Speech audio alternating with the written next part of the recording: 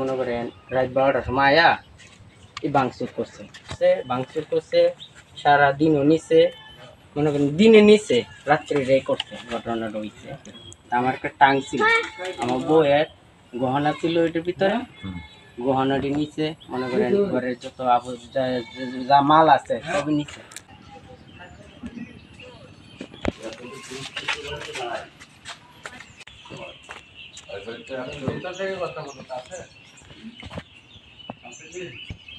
আমরা কিছু জিনিসপত্র ব্যর্থতা দেখতেছি।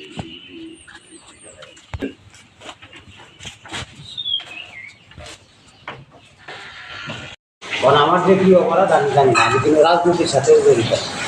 এলাকায় যে আমি কিন্তু দরবার করি, আমি কি মেম্বার ছিলেন কত বছর আগে? আমি মেম্বার ছিলাম 11 থেকে 16 পর্যন্ত, তখন আমি মেম্বার ছিলাম।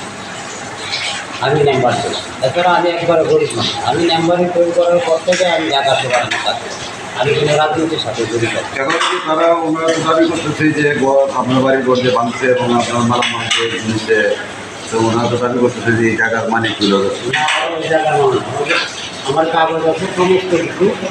হ্যাঁ, আমার স্ত্রীর নামে আমি 700 ভিত্তিক করে পরিচালনার টাকা দেয় আমার স্ত্রীকে। এই বাড়ি নির্মাণ করার পরে সমস্ত কিছু আমি এটা একটা হালকা পাচ্ছি, এই যে দলের উপরে এই যে নির্ভর করে এরকম কাম করতে। হ্যাঁ, এখন তো কোনো দলীয় ব্যাপার নেই। আমি বাড়িতে থাকি, আমি গান বাসায় একদিন রাত্রে আমি পলাই। আপনি কি আওয়ামী লীগ করেন? আমি তখন মনে করেন যে আমি এই আওয়ামী লীগও করি না, কি করি। আপনি মেম্বার কাজ করি, মেম্বার ছিলেন যখন, তখন মেম্বার যখন ছিলাম তখন আমি রাজনীতি করছি না, আওয়ামী লীগের সাথে মিশছি আমি, এটাও স্বীকার করার কথা। আমার যে বিআইএর নেতা আওয়ামী লীগ।